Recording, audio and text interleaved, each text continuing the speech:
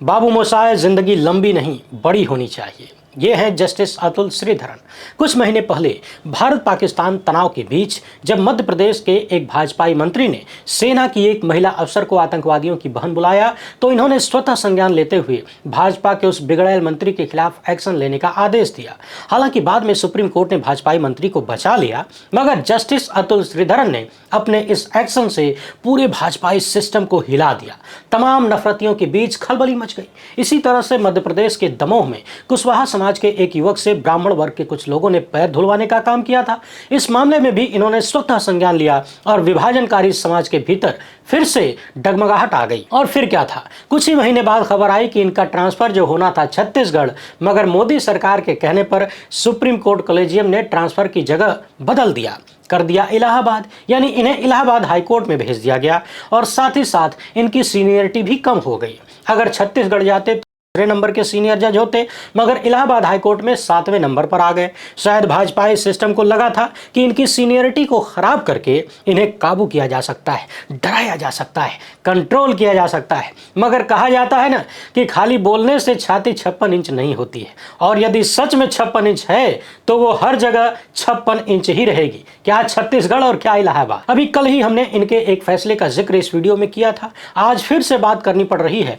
क्योंकि इन्होंने योगी सरकार के बुलडोजर एक्शन पर काम करना शुरू कर दिया है और 5 बेहद महत्वपूर्ण सवाल इलाहाबाद हाईकोर्ट ने योगी आदित्यनाथ की सरकार के सामने रखा है, जो बुलडोजर के नाम पर डराने वालों के लिए किसी बुरे सपने जैसे हो सकता है। उन सवालों पर तो चर्चा करेंगे ही, बुलडोजर के कथित दुरुपयोग के कुछ महत्वपूर्ण केसेस को भी देखेंगे और देखेंगे कि कैसे जस्टिस अतुल श्रीधरन ने देश भर के जजों को, चाहे वो निचली अदालत के हों, हाई कोर्ट के हों या फिर सुप्रीम कोर्ट के, सबको यह संदेश दिया है कि आपकी कुर्सी यहां से वहां हो सकती है, लेकिन आप यदि नेताओं के इशारे पर नाच रहे हैं तो जानिए कि उनकी कुर्सी तो कभी भी जा सकती है। इसलिए अपनी पहचान बनाकर रखिए। बाबू मोशाय जिंदगी लंबी नहीं बड़ी होनी चाहिए।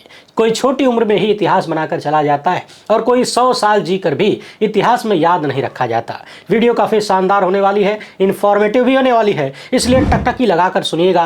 पहली बार है तो चैनल को सब्सक्राइब करके घंटी बजा दीजिए टन से। हर एक वीडियो को लाइक और शेयर करना आपकी जिम्मेदारी है। इसके अलावा आपको पता है कि हम किसी धन्ना सेठ या राजनीतिक दल के दम पर नहीं चलते, तभी खुलकर आपके मुद्दों पर बात हो पाती है। हमारा काम पसंद आता हो तो इस QR कोड या अपने मोबाइल नंबर का प्रयोग करते हुए जो भी हो सके आर्थिक सहयोग भेजने का प्रयास जरूर करें। बहुत बहुत धन्यवाद। वैसे आपको याद होगा, हाल ही में इलाहाबाद हाईकोर्ट के ही जस्टिस अरुण सिंह ने यूपी पुलिस के हाफ एनकाउंटर मामले पर नाराजगी जताया और कहा कि पुलिस वाले प्रमोशन पाने के लिए, अपने सीनियर को खुश करने के लिए और सोशल मीडिया पर हीरो बनने के लिए बेमतलब आरोपियों के पैरों में गोली मारते हैं। यह ठीक नहीं है। क्या कुछ कहा गया, इस वीडियो में हमने विस्तार से बात किया था। अब इतिहास पलटते हुए यूपी के मुख्यमंत्री ने इस मामले पर जवाब दिया है। हालांकि ऐसा अमूमन होता नहीं है। यही लोग बार बार कहते हैं कि अदालत का फैसला है, उसका सम्मान है, लेकिन लखनऊ में एक कार्यक्रम में बोलते हुए यूपी के मुख्यमंत्री योगी आदित्यनाथ ने कहा है कि यूपी पुलिस गोली मारे नहीं तो क्या गोली खाए। जी हाँ, बिल्कुल सही सुन रहे हैं आप।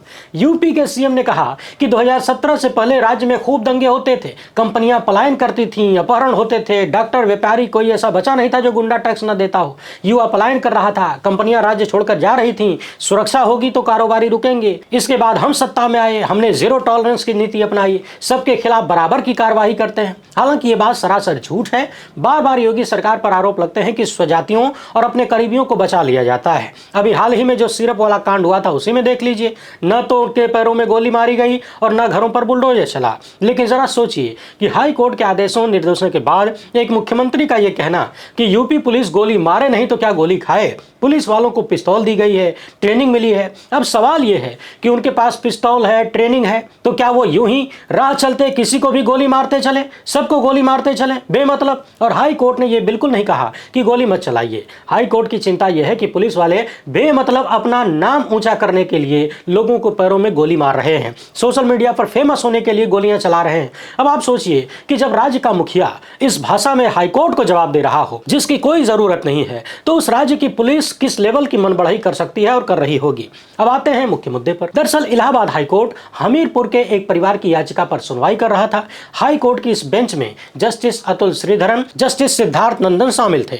याचिकाकर्ता परिवार का कहना था कि यूपी सरकार कभी भी उनके घर पे उनके लॉज पर और आरा मिल पर बुलडोजर चलवा सकती है। इस परिवार ने कहा कि जनवरी में उनके एक रिश्तेदार पर दुष्कर्म के आरोप लगे, पॉक्सो जैसे धाराएं लगाई गई और धर्मांतरण कानूनों के तहत भी मामला दर्ज किया गया। ध्यान रखिएगा, रिश्तेदार पर हुआ है ये सब कुछ, लेकिन इस घटना के तुरंत बाद कथित रूप से पुलिस से मिली भगत करके इन लोगों के घरों को निशाना बनाया जाना शुरू हो गया। समझने वाली बात यह है कि एफआईआर में फहीमुद्दीन सह आरोपी भी नहीं थे, फिर भी जिला अधिकारियों ने एफआईआर दर्ज होने के तुरंत बाद नोटिस जारी कर दिया, यानी आरोप किसी और पर लगा, कार्रवाई किसी और पर होने लगी। ये पूरी कहानी सुनने के बाद इलाहाबाद हाईकोर्ट ने उत्तर प्रदेश की योगी सरकार से 5 बेहद महत्वपूर्ण सवाल पूछ लिए और कहा कि इन सवालों के जवाब कायदे से तैयार करके दीजिए। उन सवालों पर आने से पहले आपको यह बता दें कि ये पूरी बात सुनने के बाद इलाहाबाद हाईकोर्ट भी चिंता में पड़ गया था, ये पूरा केस समझने के बाद, और उन्हें कहना पड़ा कि सुप्रीम कोर्ट के ध्वस्तीकरण संबंधित निर्देशों के बावजूद उत्तर प्रदेश में अधिकारी सजा के रूप में बुलडोजर का प्रयोग कर रहे हैं, यानी विध्वंस का प्रयोग कर रहे हैं। जजों ने कहा कि अदालत ने ऐसे कई मामले देखे हैं जहां किसी अपराध के घटित होने के तुरंत बाद विध्वंस का नोटिस जारी किया जाता है, वैधानिक आवश्यकताओं की खानापूर्ति होती है, यानी दिखावटी काम होता है, और फिर निर्माण को ध्वस्त कर दिया जाता है, यानी बुलडोजर चला दिया जाता है। मगर ये तो शक्तियों के पृथक्करण का उल्लंघन है, क्योंकि दंड देने का अधिकार न्यायपालिका के पास है। यानी इस लाइन को ध्यान में रखें तो उत्तर प्रदेश की योगी सरकार और उनका प्रशासन न्यायपालिका के अधिकारों का अतिक्रमण कर रहा है। जो काम जुडिशरी को करना चाहिए वो जिला प्रशासन कर रहा है। आगे इलाहाबाद हाईकोर्ट ने कहा कि इस केस की व्यापक प्रकृति को ध्यान में रखते हुए, जैसे कि सरकार को ध्वस्तीकरण का कहां तक अधिकार है, जनता के अनुच्छेद 21 और 14 के अंतर्गत अधिकारों का क्या होगा, और सुप्रीम कोर्ट ने जो निर्देश दिए हैं, यानी इन तीनों बातों को ध्यान में रखते हुए कुछ सवाल पैदा होते हैं और ये सवाल राज्य से पूछना बड़ा जरूरी है। इसके बाद इलाहाबाद हाईकोर्ट ने 5 प्रश्न तैयार किए योगी सरकार के लिए। वैसे तो सवाल लंबी चौड़ी भाषा में है, लेकिन एकदम आसान भाषा में कम शब्दों में आपको समझाने का प्रयास कर रहा हूं।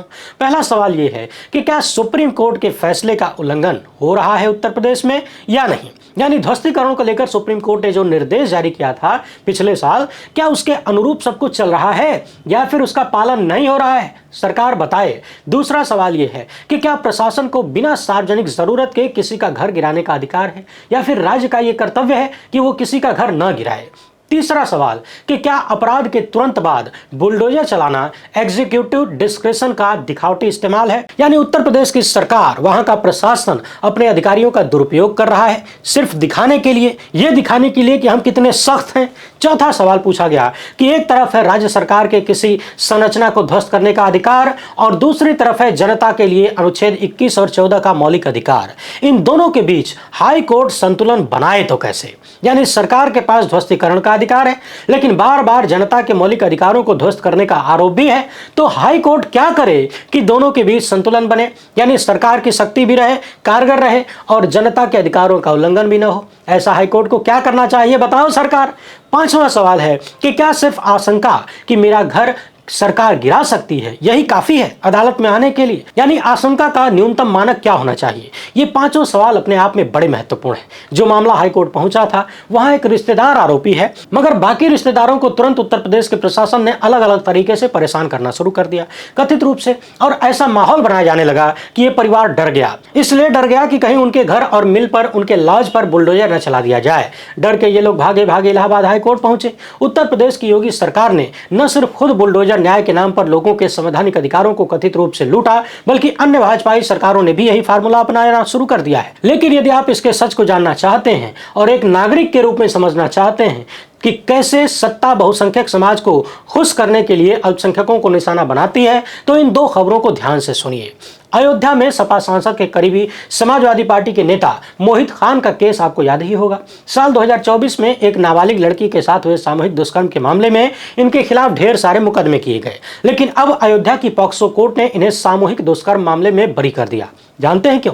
क्योंकि डीएनए टेस्टिंग में इनका अपराध साबित नहीं हुआ और आरोप लगाने वाले अपने आरोपों को सही साबित नहीं कर पाए। मगर 2 साल पहले आरोप लगते ही इनकी गिरफ्तारी हुई, ढेर सारे मुकदमे लाद दिए गए और इसके बाद बुलडोजर नाम का शैतान निकलता है, इनकी तमाम संपत्तियों को ध्वस्त कर दिया। अब इस मामले में पॉक्सो अदालत ने मोहित खान के नौकर राजू को इस मामले में दोषी ठहराया है, यानी उसके खिलाफ अपराध साबित हुए हैं। पिछले 2 साल से मोहित खान जेल में है। बाकायदा यूपी के मुख्यमंत्री योगी आदित्यनाथ ने विधानसभा में इस घटना का जिक्र किया। समाजवादी पार्टी को घेरा और बाद में चुनावी रैली में भी इसे दोहराया।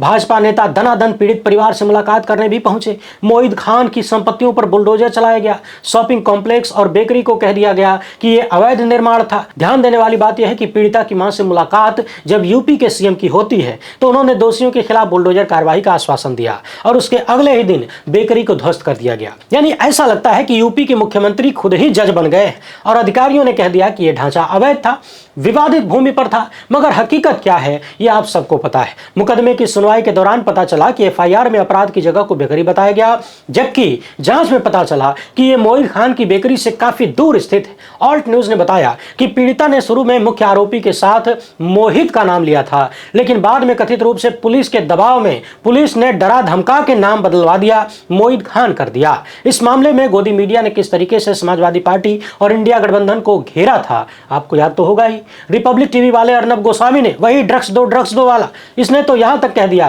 कि मोहित खान सिर्फ बलात्कारी ही नहीं बल्कि एक मुसलमान है, धर्मनिरपेक्ष समाजवादी नेता है और इंडिया अलायंस का हिस्सा है, इसलिए उसको बचा दिया जाएगा। मोहित खान दुष्कर्म के मामले में बरी होने के बावजूद अभी जेल में है, क्योंकि उन पर गैंगस्टर एक्ट के तहत भी मामला दर्ज किया गया था। याद रखिएगा, जब भी ऐसा कोई केस आता है तो पुलिस कई सारे मुकदमे दर्ज कर देती है। पुलिस को मुसलमानों के घर से अचानक से खूब सारे हथियार भी मिल जाते हैं। अभी दूसरा केस भी बताऊंगा, ध्यान से सुनिएगा। इस मामले पर पूर्व मुख्यमंत्री अखिलेश यादव ने लिखा कि क्या भेदभाव करने वाली भाजपा के पास कोई ऐसा बुलडोजर भी है जो लोगों के ध्वस्त घरों का पुनर्निर्माण कर सके और उन्हें एक बार फिर से गरिमा और आत्मसम्मान की छत दे सके। सत्ताधारी ताकतें अपने खिलाफ दायर मामलों को वापस ले सकती हैं, लेकिन उनके द्वारा किए गए पाप ऊपर वाले की अदालत में दर्ज हो रहे हैं, उससे कैसे बचेंगे? आखिर इतने अन्याय और पाप करने के बाद कोई सो कैसे सकता है? अखिलेश यादव ने अन्याय को भाजपा सरकार की पहचान बताते हुए बुलडोजर को नकारात्मक और विनाशकारी मानसिकता का प्रतीक बताया। कहा कि सत्य किसी भी षड्यंत्र से बड़ा होता है। यहां एक केस तो आपने समझ लिया, कथित रूप से पीड़िता ने नाम कोई और लिया था, बाद में पुलिस के दबाव में मोहित का मोहित खान हो गया, क्योंकि मोहित खान का संबंध अयोध्या के समाजवादी पार्टी सांसद से था। वही सांसद जिनको अखिलेश यादव ट्रॉफी के रूप में लेकर घूमते हैं और भाजपाइयों को चिढ़ाते हैं। मंदिर वाले एरिया में ही भाजपा हार गई कथित रूप से, इसीलिए उन्हें निशाना बनाया गया और महज आरोपों के आधार पर तरह तरह के मुकदमे और बुलडोजर की कार्रवाई हो गई। और फिर अदालत में पता चलता है कि जिसके खिलाफ ये सब कुछ हुआ उसने कुछ किया ही नहीं, वो निर्दोष है। सोचिए उस व्यक्ति की आत्मा, उसके परिवार की आत्मा किस हद तक रो रही होगी। अब दूसरी कहानी सुनिए। अभी हाल ही में हमने विस्तार से आपको बताया था इस वीडियो में। इस कहानी को सुनने के बाद हमारे कई दर्शकों ने फोन किया और बेहद भावुक स्थिति में कहने लगे कि ये वीडियो देखते देखते हमारी आंखें भर आई, रोना आ रहा था कि हमारे प्यारे भारत को क्या हो गया। जी हाँ, ये कहानी उत्तर प्रदेश के इलाहाबाद की है, जहां सामाजिक कार्यकर्ता मोहम्मद जावेद की पत्नी का एक घर था। भाजपा की राष्ट्रीय प्रवक्ता नूपुर शर्मा ने पैगंबर मोहम्मद के खिलाफ जो अपमानजनक टिप्पणियां किया था, उसको लेकर जगह जगह लोगों ने नाराजगी जताई, विरोध प्रदर्शन हुए, कुछ जगहों पर एक तरफा पुलिसिया कार्रवाई हुई, गोली चली, लोगों की हत्या हुई। तो सामाजिक कार्यकर्ता मोहम्मद जावेद ने पुलिस से कुछ सवाल पूछ लिए और सवाल बड़े साधारण थे, ऐसे सवाल जो सबको पूछने चाहिए थे कि आप अपमान के खिलाफ बोलने वालों पर तो गोली चला रहे हैं, लेकिन जो अपमान कर रहा है उनके खिलाफ एक्शन कब होगा? कुछ ऐसी ही बातें इन्होंने सोशल मीडिया पर लिख दिया। हालांकि उन्होंने शांति की अपील भी किया था, लोगों से कहा था कि इकट्ठा मत होना, चुपचाप नमाज पढ़ के घर चले जाना। मगर फिर भी पुलिस ने इनके खिलाफ तरह तरह के मुकदमे लाद दिए। इनकी बेटी और पत्नी को रात भर थाने में बिठा कर रखा। इनकी बेटी और पत्नी को मिलाने के बहाने घर से पुलिस वाले लेकर आए और लगातार लगभग 2 दिन तक थाने में बिठा कर रखा। समाज की सोचने वाले इस व्यक्ति को पुलिस वालों ने बुरी तरह से पीटा। फिर इन्हें देवरिया जेल में शिफ्ट कर दिया गया ताकि परिवार वाले मिल न सके। गर्भवती बहू को रातों रात घर छोड़कर भागना पड़ा। सामाजिक कार्यकर्ता मोहम्मद जावेद अब इस बात को सोचकर पछताते हैं कि उनकी बेटी और पत्नी लगातार कहती थी कि सामाजिक कार्य छोड़कर चुपचाप घर में बैठिए, शांति से पड़े रहिए, क्यों रिस्क लेना है। लेकिन इन्होंने उनकी बात नहीं मानी।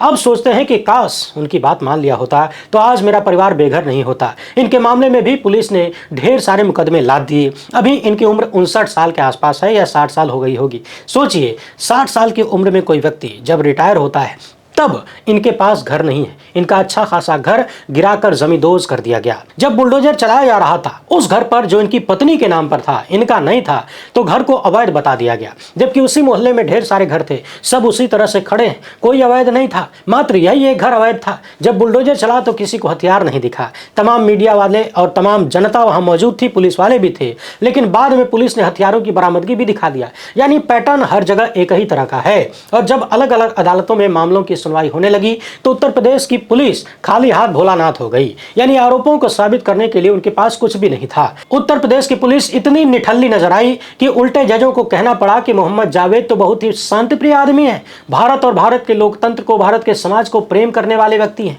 पुलिस जो आरोप लगा रही है, जावेद ने न तो वो काम किया है और न ही कर सकते हैं, ऐसा उनका चरित्र है। जजों को इतना भरोसा हो गया, लेकिन उत्तर प्रदेश की पुलिस को भरोसा नहीं था। 16 मार्च 2024 को इन्हें रिहा कर दिया गया। 21 महीने इन्होंने जेल में बिताए। अपनी आत्मा से पूछिए कि इनका अपराध क्या था। आप दर्शकों से एक बार फिर से अपील करूंगा कि ये वाली वीडियो जरूर देखिएगा। इसका लिंक हमने डिस्क्रिप्शन और कमेंट बॉक्स में दे दिया है। आपको पता चलेगा कि अमृतकाल में अल्पसंख्यक होना, उसमें भी पढ़ा लिखा अल्पसंख्यक होना, कितना भयावह हो चुका है। सोचिए 60 साल की उम्र हो गई, अब ये व्यक्ति क्या अपना सपनों का घर बना पाएंगे? क्या इस उम्र में कोई काम कर पाएंगे जिससे घर बनाने के लिए धन जुटा पाए? तो अभी हमने जो 2 केसेज आपके सामने रखा, इस तरह के दर्जनों मामले आपको मिल जाएंगे जहां मनमाने ढंग से उत्तर प्रदेश की पुलिस ने बुलडोजर की कार्रवाई को अंजाम दिया। अब इलाहाबाद हाईकोर्ट ने बुलडोजर के मामले में 5 सवाल तैयार करके उत्तर प्रदेश राज्य के सामने रखा है। देखते हैं जवाब क्या मिलता है। सवाल यह भी है कि कहीं इलाहाबाद हाईकोर्ट के चीफ जस्टिस इस केस से जस्टिस अतुल श्रीधरन को